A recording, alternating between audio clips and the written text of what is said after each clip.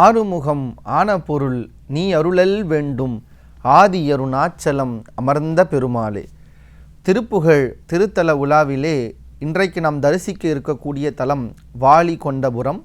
இத்தலத்து முருகனின் மீது ஈயெறும்பு நரிநாய் என்று தொடங்கக்கூடிய ஒரு அற்புதமான திருப்புகழ் பாடலை அருணகிரிநாதர் வழங்கியிருக்கிறார். இந்த வாலிகண்டபுரம் மிகச்சரியாக பெரம்பலூருக்கு மிக அருகில் இருக்கக்கூடிய தலம். இதை முற்காலங்களில் வாலி கண்டபுரம் என்று அழைத்தார்கள். இப்போது இது வாலிகொண்டபுரம் என்று அழைக்கப்படுகிறது. வாலி என்ற பெயரை கேட்டாலே உங்களுக்கு ராமாயணம் நினைவுக்கு வரும். ஆம், வாலி ராமாயணத்திலே மிக முக்கியமான ஒரு கதாபாத்திரம். இன்னும் சொல்ல வேண்டுமென்றால் சிவபெருமானே வாலியினுடைய அம்சமாக பிறப்பதாய் அந்த ராமாயணத்திலே பதிவு செய்திருப்பார். அப்படி இந்த வாலி என்கிற ஒரு கதாபாத்திரம் ரொம்ப முக்கியமானது. அது பல அம்சங்கள் நிறைந்த ஒரு கதாபாத்திரம். இந்த வாலிக்கு ஒரு பெரிய வலிமை, தவ வலிமை உண்டு. யார் என் எதிரில் வந்து நின்றாலும் அவர்கள் பலத்தில் பாதி தனக்கு வர வேண்டும் என்கின்ற வரத்தை பெற்றவன். அதனால தான் ராமர் மறைந்து நின்று அம்பு எய்துகிறார். நேராக நின்னால் பாதி பலம் அவருக்கு போய்விடும் என்பதால் ராவணனை யாராலும் அழிக்க முடியாது, அப்படிப்பட்ட ஒரு வீரன். ஆனால் ராவணனையே தன்னுடைய கைக்குள் வைத்திருந்தவன் வாலி. இதையும் ராமாயணம் பதிவு செய்திருக்கிறது. அது ரொம்ப அழகாக கம்பரும் சொல்வார். வாலிக்கு அங்கதன்னு ஒரு பையன் உண்டு. அந்த பையன் தொட்டிலில் உட்காந்து அழுதுகிட்டே இருந்தான்னா வாலி என்ன செய்வானா, நம்ம குழந்தைங்கள்லாம் தொட்டிலில் அழுதுட்டு இருந்தால் கிளுகிழப்பு எடுத்து முகத்துக்கிட்ட அப்படி ஆட்டி சிரிக்க வைப்போம்ல, அது மாதிரி வாலி என்ன செய்வாராம், அங்கதன் எப்போதெல்லாம் அழுகிறானோ அப்போதெல்லாம் தன்னுடைய வாளை நீட்டி இலங்கையில் இருக்கிற ராவணனை வாளிலே சுருட்டி கொண்டு வந்து அங்கதனுக்கு கிளுகிழுப்பை காட்டுவாராம். அப்படி வாலிக்கு அவ்வளவு பெரிய வீரம் இருந்தது என்று ராமாயணம் பதிவு செய்திருக்கும். அப்படிப்பட்ட வாலி தன்னுடைய தவ வலிமையால் நிறைய வரங்கள் பெற்ற தலமாக இந்த வாலிகொண்டபுரம் என்கிற தலம் இருக்கிறது. இந்த தலத்து முருகனை பாடுகிற அருணகிரிநாதர் இந்த உடம்பின் நிலையாமையை நொந்து பாடுகிற வரிகளை பார்க்க முடிகிறது. இந்த உடம்பு யாருக்கு சொந்தமானது? இந்த உடம்பு உயிரோடு இருக்கும் வரை தான் நமக்கு சொந்தமானது. ஒருவேளை இந்த உடம்பை விட்டு உயிர் போனால் இதற்கு யாரெல்லாம் சொந்தம் கொண்டாடி கொண்டு வருவார்கள் என்று சொல்லுகிறார் பாருங்கள். ஈ, எறும்பு, நரி, நாய், கழுகு, காகம் உண்ப உடலே சுமந்து என்று சொல்வார். இந்த உடம்பை எதற்காக சுமக்கிறோம்? நன்றாக வாழ்வதற்கா? சுகபோகமாக இருப்பதற்கா? இல்லை. ஈ, எறும்பு, நரி, நாய், கழுகு, காகம் இவையெல்லாம் வந்து உண்பதற்காக இந்த உடம்பை சுமந்து கொண்டிருக்கிறோம் என்று சொல்கிறார். அடுத்து சொல்கிறார், இது இயல்வதென்று மதம் ஒழிந்து, அதாவது இது சரியானது இது தவறானது எதுவுமே தெரியாமல் என் அறிவுக்கு எது சரி என்று நினைத்து இந்த மத யானை இருக்கிறது பாருங்கள், இந்த பாகனோடு இருக்கிற வரைக்கும் நல்லாயிருக்கும். அவன் ஒரு சின்ன கொம்பத்துக்கு முன்னாடி போட்டால் கூட அந்த யானை ஒழுங்காக இருக்கும். ஒரு சங்கிலியை காமிச்சா கூட அந்த யானை அமைதியாக இருக்கும். ஆனால் அதே யானைக்கு மதம் வந்து விட்டால் அது பாகனையே தூக்கி போட்டு மிதிக்கும். அப்போ இவர் சொல்கிறார், இந்த என்னுடைய உள்ளம் என்கிற இந்த யானை இருக்கிறதே, இது என்னுடைய பேச்சை கேட்காமல் எது சரியென்றே உணராமல் ஒரு மதம் பிடித்த யானை போல நடந்து கொள்ளுகிறது. பொதுவாக யானைக்கு மதம் பிடித்தால் வளர்த்த பாகனையே போட்டு மிதிக்கும். மனம் என்கின்ற யானைக்கு மதம் பிடித்தால் அது இந்த மனத்திற்குரியவனையே போட்டு மிதிக்கும் என்பதுதான் கிட்டத்தட்ட நமக்கு இவர் சொல்ல வருகிற கருத்து. அதோடு நிறுத்தவில்லை. அடுத்தடுத்த வரிகளெல்லாம் மிக அற்புதமான கருத்துக்களை நமக்கு கொடுக்கிறார். நாம் ஆடம்பரமாக வாழுகிறோம். இந்த ஆடம்பரம் போதவில்லை என்று இன்னும் சம்பாதிக்கிறோம். இந்த சம்பாதனை என்று சொல்லும்போது ஞாபகம் வருவது ஒரு திருக்குறள் தான். பொதுவாக நாம் சம்பாதிக்கிற எல்லா ஊதியம்னு சொல்லுவாங்க. இன்னொரு மொழியில் சொல்லணும்னா இந்த ஊதியம்னா என்ன? நம்ம சம்பாதிக்கிற பொருள். இது எதற்காக செலவு செய்கிறோம்னு கேட்டால் என்ன சொல்லுவோம்? நமக்காக செலவு செய்கிறோம்னு சொல்லுவோம். சரி, நமக்காகனா உங்கள் உடம்புக்கு செலவு செய்கிறோமா அல்லது நம்முடைய உயிருக்கு செலவு செய்கிறோமா என்று கேள்வி கேட்டு பாருங்கள். நம்ம சொல்லுவோம் உயிருக்கு இல்லையா? இல்லை. நாம் சம்பாதிப்பதிலே உடை வாங்குகிறோம், அது உடம்புக்கு. நம் சம்பாதிப்பதிலே நம் உணவு வாங்குகிறோம், உடம்பை வளர்ப்பதற்கு. நம் சம்பாதிப்பதிலே அணிகலன்கள் வாங்குகிறோம், உடம்பை அலங்காரம் செய்து கொள்வதற்கு. அப்போது இந்த ஊதியத்தில் ஏதாவது ஒன்றாவது உயிருக்காக போகிறதா என்று யோசித்து பாருங்கள். இப்போ எப்போ உயிருக்கு போகும் என்றால் திருக்குறள் சொல்லுகிறது ரொம்ப அழகாக, ஈதல் இசைப்பட வாழ்தல் அது அல்லது ஊதியம் இல்லை உயிருக்குன்னு சொல்கிறார். உயிருக்கான ஒரே ஒரு ஊதியம் என்னன்னா அடுத்தவர்களுக்கு கொடுத்து ஈதலோடு வாழ்வது என்று சொல்வார். இதை நம்ம பார்க்கிற போது அந்த குறள் ஞாபகம் வருகிறது நமக்கு. ஏய்தனங்கள் தனிவாகு சிந்தை வசனங்கள் பேசின். பொருட்செல்வங்கள் அதிகம் வந்துவிட்டாலே கூட என்ன வந்து விடுமாம், ஒரு கர்வம் வந்து விடுவாம். கர்வம் வந்துவிட்டால் எண்ணங்கள் தீயவையாகுமாம். எண்ணங்கள் தீயவையானால் பேசுகிற பேச்சு அனர்த்தமாகும் என்று சொல்வார். நம் பாருங்கள், எப்போது ஒருவருடைய பேச்சு அடுத்தவரை காயப்படுத்தும் என்றால் அவர்கள் கர்வத்தின் உச்சிக்கு போய்விட்டால் அதை செய்ய தொடங்கி விடுவார்கள். அதனால் அதை சொல்லுகிறார். பிறகு மங்கையினுடைய நடனம், பாடுகிற பாடல், இசை இதெல்லாம் பார்த்து மயங்கி இருக்கிற செல்வத்தை எல்லாம் அவர்களிடம் கொடுத்து விட்டு ஒரு பகட்டான வாழ்வை தேடி திரியும் இந்த வாழ்க்கை எனக்கு வேண்டாம்னு சொல்கிறார். அப்போது யோசிச்சு பாருங்கள், இந்த பொன் பொருள் நகை மாதர் இதெல்லாம் ஒரு பகட்டான வாழ்க்கை தான். ஆனால் இது கொடுக்குற இன்பம் எல்லாம் நிலையான இன்பம் இல்லை என்பதை உணர வேண்டும். அதனால் அருணகிரிநாதர் சொல்கிறார், இந்த பகட்டான இன்பங்கள் எல்லாம் எனக்கு வேண்டாம்.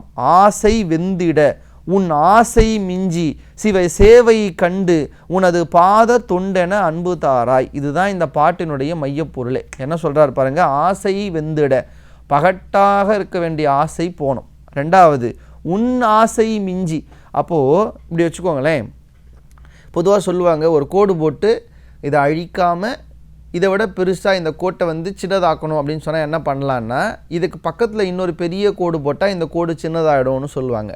இப்போ நீங்கள் சொல்கிறார், ஆசை வெந்திட உன் ஆசை மிஞ்சி. அப்போ உலகியல் ஆசை சின்னதாகணும்னா உன் மேலே இருக்கிற ஆசையை நான் பெருசாக்கிக்கணும் அப்படின்னு சொல்கிறார். சிவ சேவை கண்டு உன் பாத தொண்டென அன்பு தாராய்.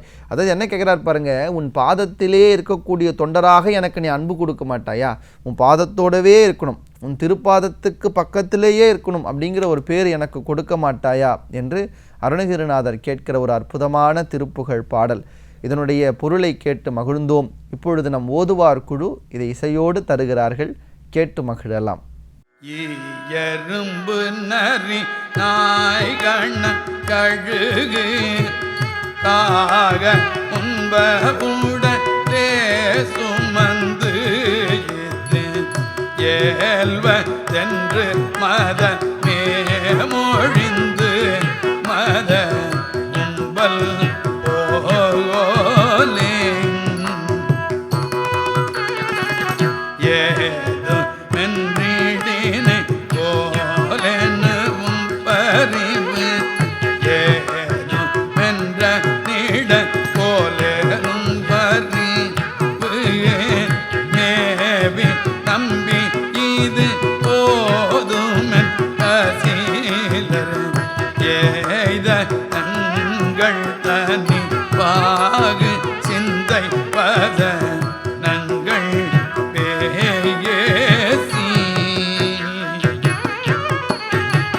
சீத தொங்கலழ வாணி மனம் சீத தொங்கலழ பாவணிந்து மனம் வீச மங்கையர்கள் ஆடவன் பவுவது வீச மங்கையர்கள் ஆடவன்க வரி சீர கொம்புழ தூததண்டி கையில் அந்த மகாகன் சேகனம் பெரிய வாழ்வுகொள் துழலும் ஆசை வெந்திடவும் ஆசை மிஞ்சி சிவ சேவை கண்டுனது பாததொண்ட என அன்பு தாராய் சூதி இருந்த பிழர் மேயிரண்டு கிரி சூரர் வெந்து ஓடி ஆகி மங்கி விட சூரி என்புறவி தேர் நட நடு பங்கி நோடன் சூரி என்புறவி தேர் நடந்து நடு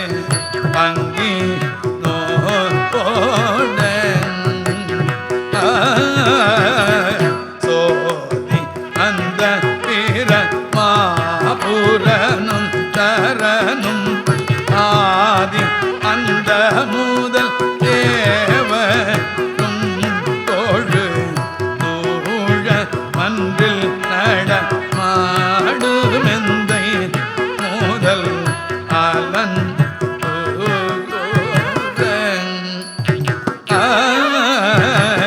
சூழ மன்றில் நட மாடுமெந்தை முதல் அன்பு